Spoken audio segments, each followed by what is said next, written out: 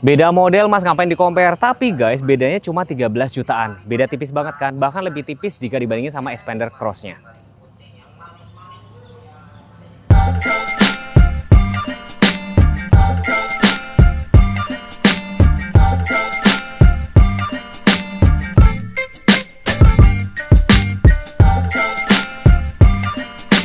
Jadi guys, sekarang tuh lagi rame ya pajak option. Ya sebenarnya ada tadi ngobrol sama beberapa teman-teman tuh adalah ada beberapa daerah yang tidak kena pajak option, misalkan KTP Jakarta. Cuman untuk KTP kayak misalkan plat B tapi Bekasi terus ada Tangerang itu bakal kena.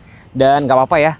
Saya bakal bikin komparasi kali ini tuh Xpander Ultimate sama XL7 Alpha Hybrid. Sebenarnya bukan satu segmen yang sama. Kemarin saya sudah sempat review komparasi sama Xpander Cross, itu sebenarnya lebih pas. Cuman kali ini kenapa? Karena harganya beda tipis. Ini 311, ini 324. Praktis cuma beda sekitar 13 jutaan. Mana yang paling worth it buat beli? Nanti saya bakal bahas kelemahan dan kelebihan buat Bapak Ibu semua. Dan kenapa saya selalu sarankan adalah kalau misalkan cari mobil mau lebaran, jangan pas mepet-mepet. Kalau misalkan kayak masih sekarang nih, pada saat video ini tayang bulan Desember, itu masih sempet ada waktu buat pilih warna. SNK juga sudah keburu jadi ya. Tonton sampai habis, terus kalau misalkan mau nanya harga, kontak marketing nanti saya taruh di deskripsi. Kalau nggak, pin komen.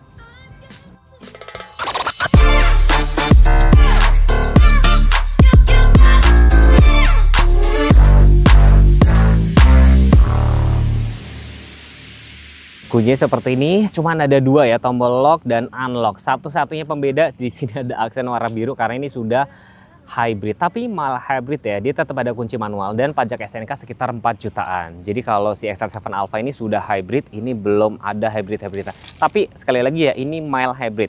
Kurang lebih konsumsi BBM gue pakai tuh 1:15. Nah kalau ini Ultimate juga kurang lebih mirip-mirip lah. Looks dari tampak depan mobil ini memang beda ya sebenarnya. Ini lebih kayak futuristik. Ini sebenarnya aslinya tuh lebih compact. Jadi kalau kalian pernah naik mobil XL7, ini tuh berasa compact banget, ini berasa gede. Bahkan ada beberapa yang suka komen tuh adalah Xpander itu kayak berasa naik Innova tuh, bahkan di compare sama Innova sampai kayak gitu. Dan kalau kita lihat dari tampak depan, keduanya sama-sama tidak ada kayak fitur-fitur, ada keduanya sama sekali nggak ada. Jadi cocok lah dipadu padankan ya. Lampunya ini sudah multi reflector LED, tapi kayak misalkan fog lamp masih halogen biasa, lampunya juga masih halogen biasa. Di sini tidak ada kamera 360-an, nggak ada. Grillnya warna hitam, dan di sini kayak underguard sini tuh warna perpaduan nih, warna silver dan hitam. Sedangkan kalau Xpander Ultimate, nah ini lebih ke tampilan kayak futuristik gitu. Yang baru di tipe facelift, yang faceliftnya itu sudah dikasih kamera 360. Terus di sini tuh perlampuan, ini sudah LED projector semua. Ini bukan DRL ya, DRL tuh baru ada di Xpander Cross. Tapi di sini kayak tarik-tarik sangat futuristik banget. Fog lamp masih halogen biasa. Dan bedanya ini lampunya belum otomatis, sedangkan si XL7 sudah otomatis. Mungkin ada beberapa teman-teman yang bilang, aduh apa sih hebatnya otomatis. Nah kalau otomatis guys, kalau kalian taruh di auto pada saat kayak misalkan masuk terowongan, itu tuh bisa langsung otomatis nyala. Dan khusus untuk kayak XL7 itu, kalau pada saat kalian pencet auto dan kondisi gelap, dia bisa otomatis nyala beberapa detik. Nah gitu kan. Gimana teman-teman? Kalau dari looks, saya pengen banget dengar komen kalian. Kalian lebih pilih yang mana? Nah, kalau si Xpander ini, dia tuh metiknya sudah CVT, tenaganya tuh 105 PS, torsinya tuh sekitar 141 Nm teman-teman. Ini lihat ya, sudah dikasih peredam juga. Layout mesinnya seperti ini, air intake-nya cukup tinggi nggak ya? Kita ukur ya, setinggi ini. Cukup tinggi. Nah, karena metiknya CVT itu ada kayak beberapa isu adalah nggak kuat nanjak dan segala macam. Coba dong kalian komen yang sudah pakai Xpander, apakah benar nggak kuat nanjak apa enggak. Nah, ini setinggi ini, biar teman-teman ada gambaran. Nah, kalau si XL7, lihat ya. Ini nah, kalau si Xpander segini, ini lebih pendek sedikit tuh. Dan ini tenaganya 104,7, torsinya sekitar 138 Nm, sudah dapat peredam mesin juga. Ini metiknya masih metik konvensional. Jadi sebenarnya tergantung pilihan teman-teman. Kalau misalnya kalian cari metik yang konvensional, bisa lari ke sini. Tapi kalau pengen cari yang metik CVT, yang otomatis, kalau metik CVT itu biasanya lebih halus untuk di perkotaan. Dan pengaruhnya nanti di konsumsi BBM lebih irit, lebih smooth lah, kayak gitu ya. Terserah teman-teman, pilih yang mana. Nah, jadi ini adalah mobil yang kita review, Xpander Ultimate CVT warna hitam. Di harga 324.500. Jadi program promonya apa aja? Kita ada DP mulai dari 12 jutaan aja. Angsurannya 7 jutaan, 5 tahun, atau kepanjangan, mau yang 1 tahun aja. Ada bunga 0%, 1 tahun DP minimal 55%. Ada juga promo balloon payment, jadi Bapak Ibu cukup bayar 1 kali, bayar lagi 1 tahun kemudian. Mau trade-in? Bisa banget. Mobilnya dari brand lain, brand apapun bisa Devi terima. Dijamin dibantu dengan harga yang paling terbagus. Dan Bapak Ibu nggak perlu khawatir bila pesan kendaraan Mitsubishi Expander karena sudah ada free service oli spare part selama 4 tahun atau 50.000 km.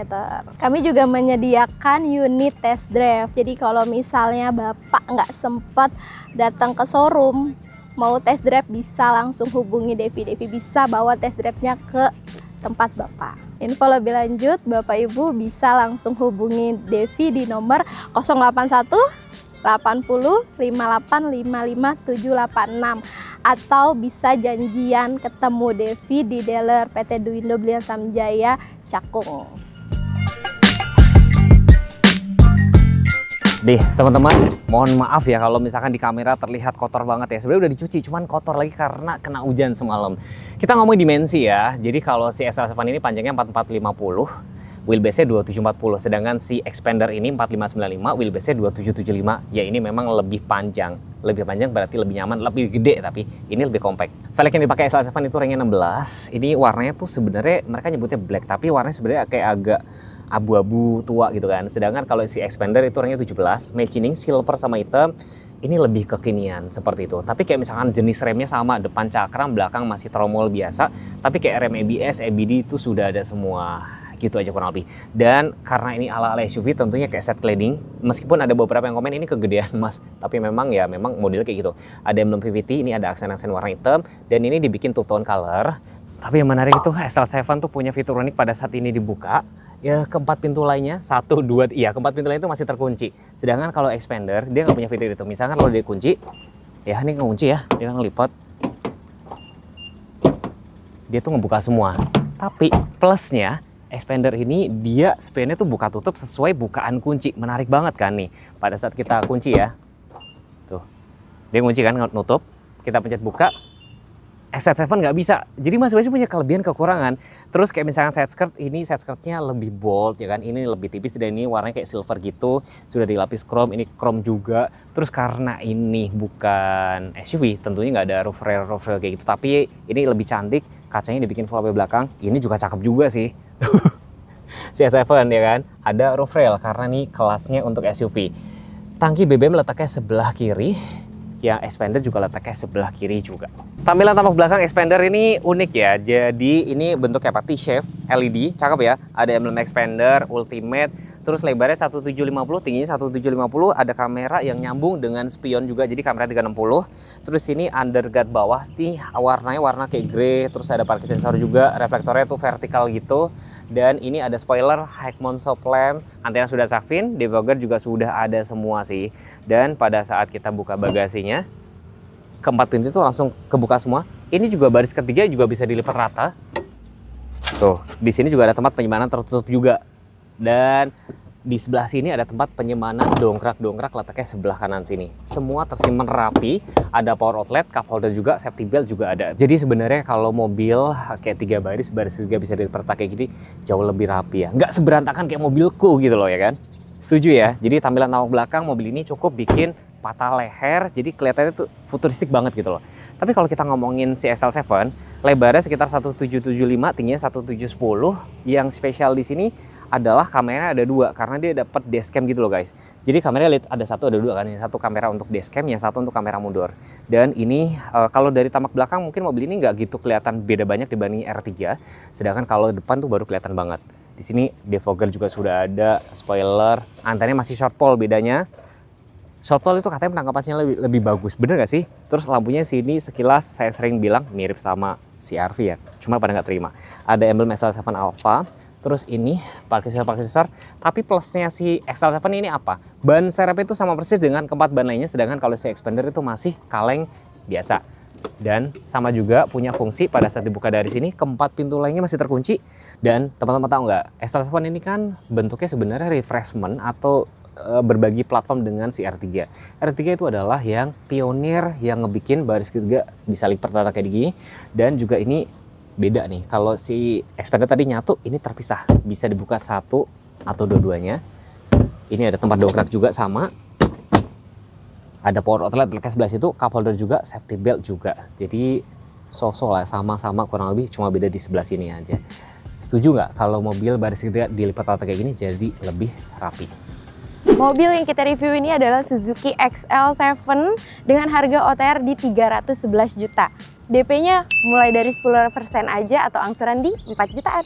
Ada juga promo bunga 0% ya. Terus juga ada cash bertahap, DP-nya mulai dari 10% aja. Terus juga kalau Bapak Ibu mau tukar tambah, nanti bisa dapetin cashback tambahan dari aku. Kami juga menyediakan unit test drive. Buat Bapak Ibu yang nggak sempat ke showroom, nanti bisa aku bawain unit test drive-nya ke kantor atau ke rumah Bapak Ibu. Jadi buat Bapak Ibu yang mau servis, spare part, atau body repair, terus juga mau pesan mobil, test drive, nah Bapak Ibu bisa save nomor aku di 087769050247. Atau Bapak Ibu nanti mau janjian di showroom sama Ningsih, hubungin aja ya. Terima kasih. Nah, yang saya suka kalau misalnya dibandingin Xpander Ultimate ini sama XL7 Alpha Hybrid adalah, saya sukanya adalah sekarang ada pilihan interior warna hitam. Jadi yang biasa tuh warna beige, ini ada warna hitamnya nih. Suka kan? Terus kayak misalkan di sini, nih di bagian dashboard harus ini warna coklat. Cantik loh. Cuman yang agak saya sayangkan adalah kenapa untuk adjusternya ini jujur agak repot ya. Adjusternya tuh gue harus kayak muter-muter, ini agak repot. Kenapa nggak dibikin kayak jungkit-jungkit, itu bahkan lebih enak sih. Gitu. Itu mungkin catatan saya sih. Tapi plusnya lagi di sini sudah electric parking brake, auto hold, jadi kalian nggak capek untuk berkendara. Matic-nya PRN DL, terus kayak tempat cup holder, wireless charger udah ada. Jarak kepalanya teman-teman bisa lihat sendiri, ya kan? Ini menurut gue lebih lapang. Terus kayak misalkan pilar A-nya udah pasti rata-rata gede. Padahal ini kelasnya MPV tapi ini masih gede. Tapi pintarnya dia, spionnya itu dimundurin teman-teman. Dan ini baru bisa dibuktiin pada saat kita nyetir. Makanya saya selalu pesan sama teman-teman kalau misalnya cari mobil tuh datang lihat unit dan test drive. Spion dalam masih DNet biasa, lampu interior masih halogen, sun visor nggak ada kaca. Yang ada kaca cuma sebelah kiri aja, nggak ada lampu sih. Hand gripnya letaknya cuma sebelah kiri aja. Kenapa ya ini nggak dibikin hitam semua? Oh, tapi kalau di hitam semua nanti jatuhnya ke kayak Xpander yang cross hitam. Kalau ini mungkin masih cocok lah dibikin kayak gini. Tapi kalau kalian suruh milih, kalian lebih milih yang warna hitam atau beige? Coba kalian komen ya. Dah, di sini setirnya kalau dibandingin Xpander dia hanya tilt doang, belum teleskopik, kayak tanggung banget gitu loh. Terus kayak misalkan bahan joknya sama-sama masih fabric. Nah, kalau bedanya kalau untuk si Xpander kan dia dashboardnya soft touch. Ini lebih kayak wooden panel kayak gini, dua warna. Matic-nya ini masih konvensional, PRN D2L, sedangkan Xpander tuh D langsung L, ini D ada 2. Dan di sini rem tangannya masih crack, tenaga otot, tapi gua nggak bisa bilang ini jadi kelemahan. Ada beberapa preferensi orang yang lebih suka untuk rem tangan manual. Konsolnya kayak tanggung banget, kenapa kecil banget? Cuman ini bisa dimajuin sih.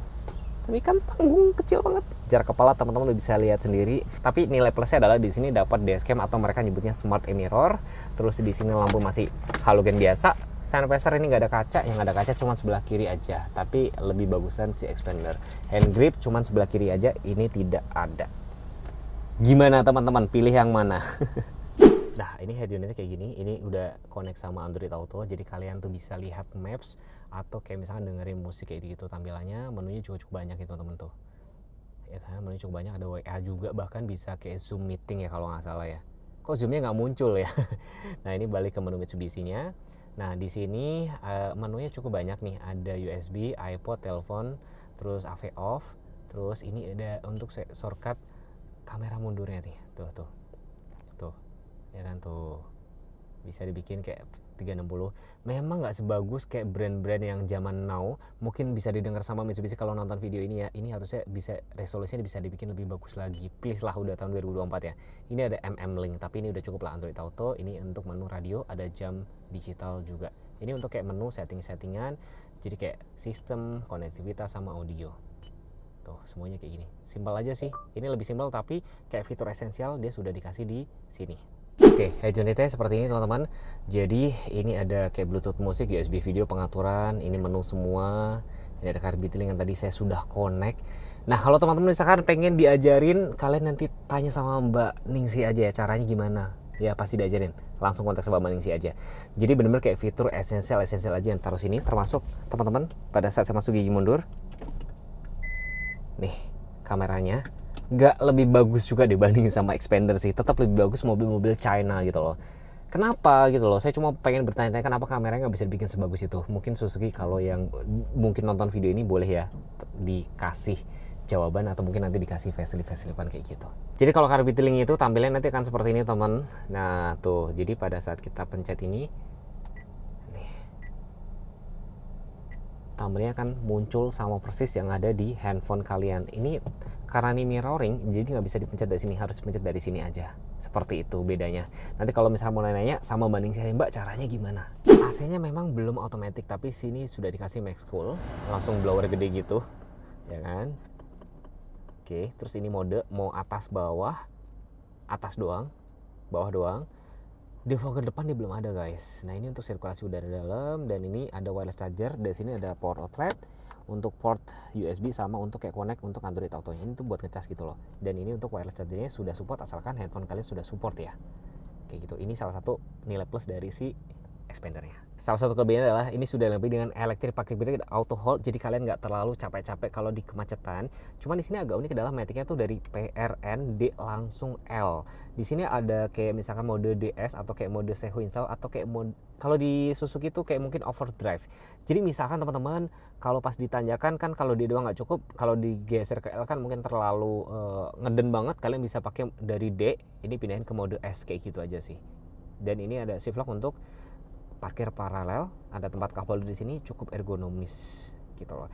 Tapi bener-bener teman-teman kalau misalnya yang sudah pakai Xpander, ini kan maticnya CVT, apa benar nggak kuat nanjak? Coba dong, pengen kalian tuh sharing di kolom komentar. Nah AC-nya di sini masih ada untuk kayak blowernya manual-manual gini, ini untuk suhunya low, dan dia sudah ada automatic front defogger, modenya juga cukup lengkap atas bawah segala macam. Jadi ini lebih lengkap dibanding sama si Xpander.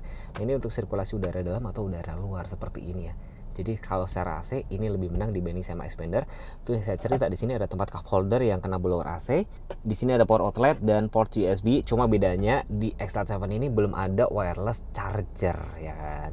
Xpander udah ada. Matic-nya ini PRN D2L, sedangkan kalau si Xpander itu dari D langsung L. Sama-sama di sini ada overdrive. Gini, rem tangan masih tarik manual, dan di sini ada konsol yang meskipun kecil banget.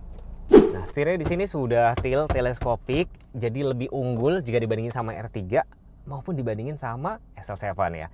Ini mirip sama punya X-Force, sudah kulit juga, terus ini kayak vaporated atau kayak kulit jeruk gitu. Ini pengaturan kayak volume, ini untuk angkat telepon dan segala macam, voice command. Ini sudah cruise control, pengaturan ini untuk naikin turunin, untuk cancel kayak gini sih.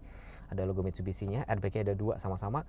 Kalau misalkan kita ngomongin ini, lampu ini masih belum automatic, masih manual, wiper juga sama. Meter clusternya di sini kecepatannya sih maksimum 200 ya, berarti maksimum 200 ya. Terus kayak ada informasi trip A, trip B, ya kan? Ada eco juga, indikator eco, average BBM-nya. Average ini belum di reset ya teman-teman ya, tapi harus di reset dulu. Terus ada indikator BBM, suhu. Cuma meter clusternya di sini tuh berpadu antara analog sama digital MID di sebelah tengah aja. Nah di sini lebih modern aja karena indikator bensinnya dia pakai sistem bar, sedangkan kalau di SL7 itu masih pakai jarum. Setirnya sini cuma tilt doang, tapi sudah kulit, sudah di shape. Ada untuk pengaturan cruise control, volume, dan ini mute. Jadi kalau kalian lagi nyetel lagu tiba-tiba pengen ngomong, tinggal pencet mute aja, jadi kan ke mute. Ini untuk pengaturan angkat telepon kalau sudah sambung Bluetooth. Di sini ada tuas lampu automatic, ini wipernya. Nah kalau di sini speedometernya tuh kecepatannya sampai 220, sedangkan si Xpander itu sampai 200 teman-teman. Nah ini tuas tangki BBM dia bentuknya jarum, kalau Xpander sudah bentuknya bar, dan di sini ada informasi kayak BBM dan segala macam ada di sini semua. Dan ini lagi-lagi saya bilang ini mild hybrid, jadi memang nggak terlalu irit-irit banget. Beda seperti hybrid-hybrid yang beneran, misalkan kayak Zenix atau Yaris Cross, ini mild hybrid aja, cuman bantu pada saat berakselerasi awal aja. Nah ini salah satu kelebihan dari si X-Lite adalah sudah dilengkapi dengan smart mirror. Kalian bisa pilih mau tampilan tampak belakang. Ini lagi berembun, ini kayak tadi lupa dibersihkan. Ini belakang, ini depan. Kalau kalian mau foto tinggal jepret kayak gini aja. Kalau misalkan mau lihat memorinya dari sini. Minusnya adalah ini belum bisa support aplikasi-aplikasi, jadi kalian harus ambil memorinya, nanti tinggal pindahin ke handphone. Udah kayak gitu aja. Ini juga ada kayak informasi video darurat seperti itu teman-teman. Kita coba dengerin kabinnya ya.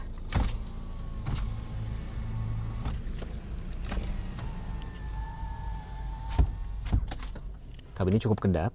Lagunya kita dengerin.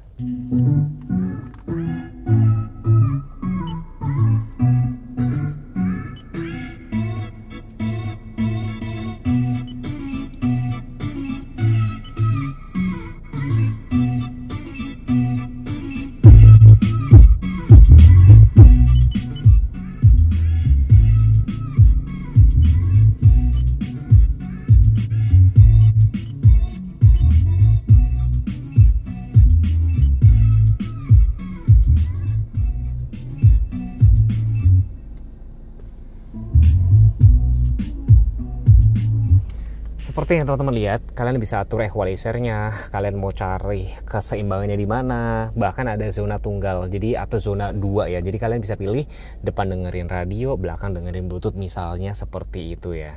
Tapi overall menurut gue cukup kedap, wajar lah ya, harga lebih mahal segitu, tapi ini lebih bagus ya, wajar banget. Ya, setuju ya. Jadi kalau kalian misalkan mau cari mobil tuh, menurut gue wajib banget untuk kayak tes-tes speaker kayak gini. Kalian berasa nggak ini lebih gelap? Nggak tahu kenapa, mungkin kalau expander itu kayak kacanya lebih luas, lebih lapang, itu ngaruh loh, ngaruh ke dalam sini gitu. Kabinnya kita tes dulu di luar, kita tutup, tes speaker ya teman-teman.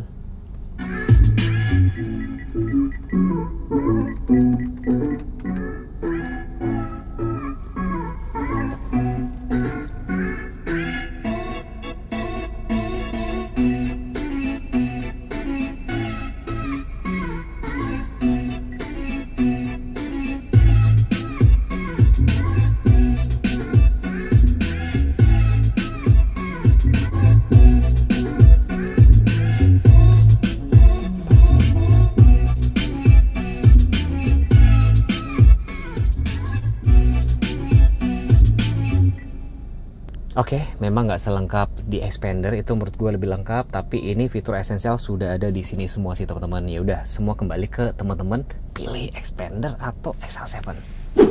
Ya, dengan wheelbase 2775, sedangkan si XL7 itu kan 2740, berarti beda 3 cm, ini lebih luas, lebih lapang. Beneran, kalian kalau duduk sini lebih lapang banget. Ini menurut gue juga lebih gede banget. Terus tempat duduknya, teman-teman bisa lihat sendiri, jarak kepala ya cukup. Ada hand grip kiri kanan, blower AC ada seat pocket, ya kan di sini. Sini ada port USB dan Type C.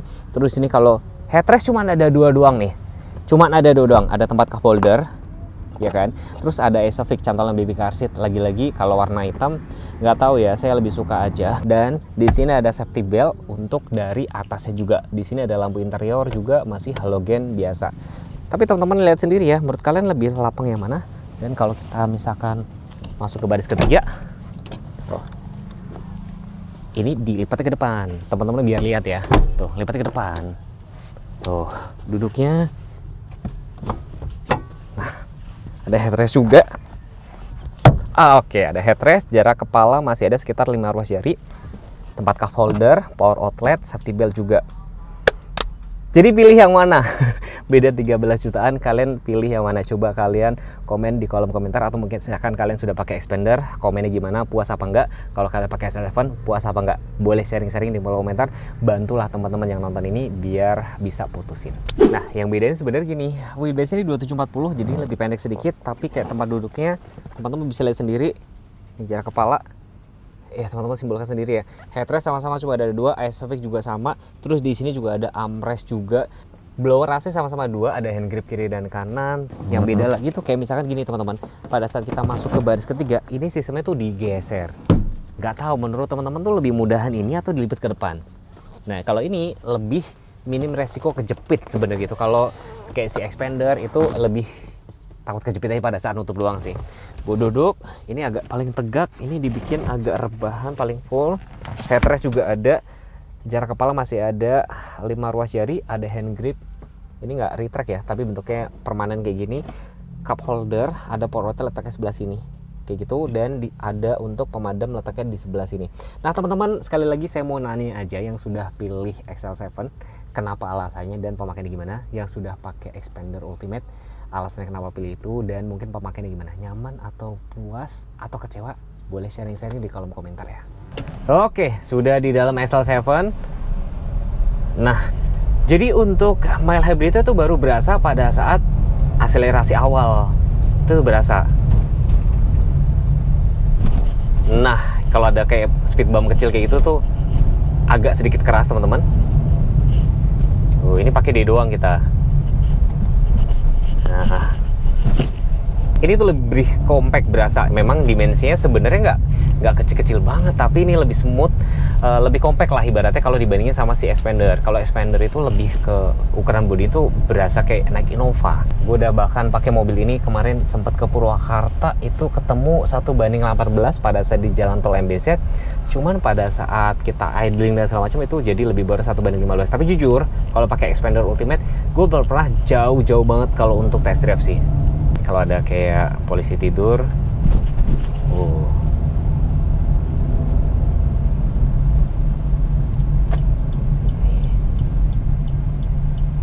jadi mobil ini berasanya lebih compact aja sebenarnya. Tuh.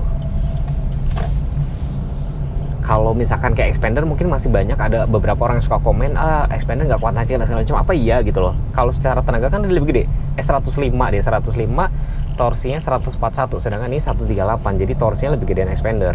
Tapi secara bobot saya yakin lebih beratan si Xpander karena dia lebih panjang sekitar 14 cm.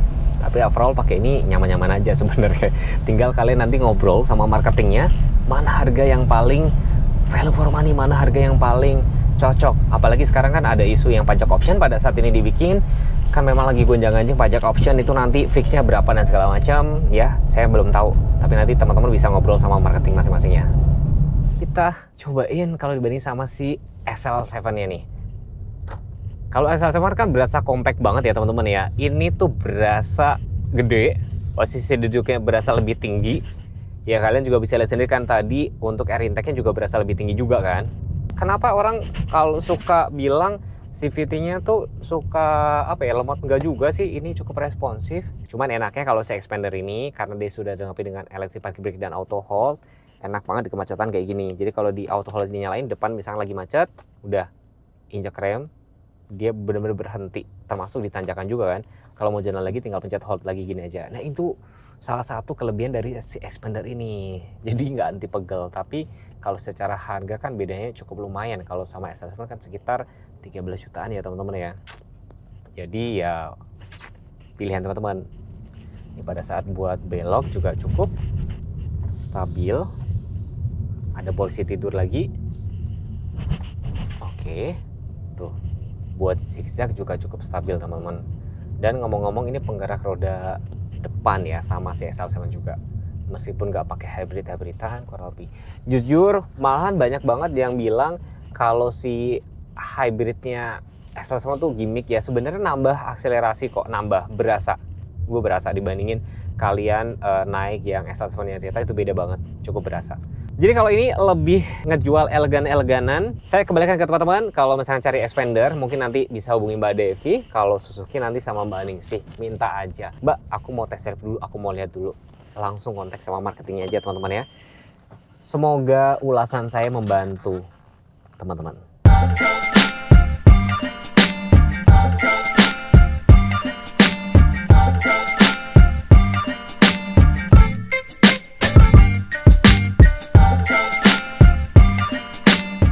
Jadi teman-teman kalau kemarin sudah nonton Xpander Cross versus SL7, ini kembali dengan mbak-mbak yang sama ya.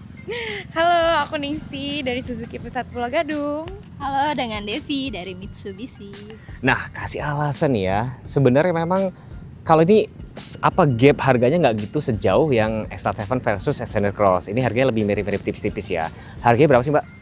Ya, dia 311 juta ya. Selisihnya ya bisa beli motor lah ya, Mas. Beli motor ya? Iya. Mbak, harganya berapa? Di 324.500. Kasih alasan masing-masing kenapa harus pilih SL7 dibanding sama Xpander. Ya, yang pertama ya Mas, dia tuh udah punya Smart E-Mirror, ya kan, kabinnya juga luas, jok 3 itu bisa dilipat rata ya Bapak Ibu ya. Terus harganya juga selisihnya mantap banget ya Mas ya, bisa buat beli motor. Gitu Mas. Nah, sekarang Mbak Devi kasih alasan kenapa harus lebih memilih Xpander Ultimate. Iya, tadi kan Mas Teguh juga udah cobain ya test drive. Jadi selain kabinnya lapang, terus juga kita ada kamera 360 yang pastinya bisa ngebantu untuk parking. Terus juga ada rem tinggal dipencet aja. Dan dilihat dong dari penampilannya, dia gagah ganteng ya. Ya, ganteng itu soal selera sih. Bener, selera Balik lagi, dong. mungkin saya ada mau reminder juga ya. Ini kan lagi rame adalah pajak option. Iya, bener. Itu gimana sih sebenarnya, Mbak? Ya, jadi buat Bapak Ibu nih ya yang butuh mobil buru-buru buat lebaran, mudik, saran aku sih mendingan langsung aja hari ini juga langsung kontak aku. Karena apa? Jangan sampai kalian itu kena pajak opsen gitu, Mas. Karena ini masih simpang siur Masih dan simpang udah siur. woro-woro gitu. Oh, Mm-mm. jadi di Expander gimana? Ada juga? Ya, sama kayak gitu. Jadi untuk infonya sih Jakarta belum kena nih. Jadi untuk yang Bapak Ibu alamatnya Jakarta, KTP Jakarta bisa langsung hubungi aja buruan buat lebaran. Mumpung unitnya masih ada, warnanya bisa pilih, dapat program promonya juga. Ya, jadi pelajaran dulu saya kalau misalkan selalu kasih tahu buat teman-teman itu semua ya. Kalau misalnya lagi cari mobil lebaran jangan pas mepet-mepet karena kalau masih ada 1 bulan atau 2 bulan sebelumnya kalian bisa pilih warna ya kan. Terus juga STNK udah pasti jadi, bisa mungkin staycation dulu. Pesan gue cuma satu sih, kalau misalkan cari mobil tuh harus apa nih Mbak? Ya kalau misalnya mau beli mobil Suzuki, mau yang varian apapun bisa langsung hubungi Ningsih di 0877 6905 0247. Atau datang ke showroom nanti test drive sama aku. Ya, terus? Iya, kalau mau pesen Mitsubishi bisa langsung hubungi Devi di nomor 081 80 58 55 786 dan bisa cover se-Indonesia. Ya, dan sekali lagi saya reminder buat teman-teman ya, apapun mobil pilihan teman-teman, semoga saya doain tercapai ya. Yang penting nggak kena panas, nggak kena hujan. Belilah mobil sesuai kantong ya. Kalau bosan tinggal tukar tambah lagi gitu. Yang penting udah sesuai dengan isi hati. Terima kasih sudah menonton dan jangan lupa komen-komen kalau pengen dibuatin video apa. Jangan lupa subscribe. Terus jangan lupa follow Instagram kita masing-masing ya. Wassalamualaikum warahmatullahi wabarakatuh. Bye-bye.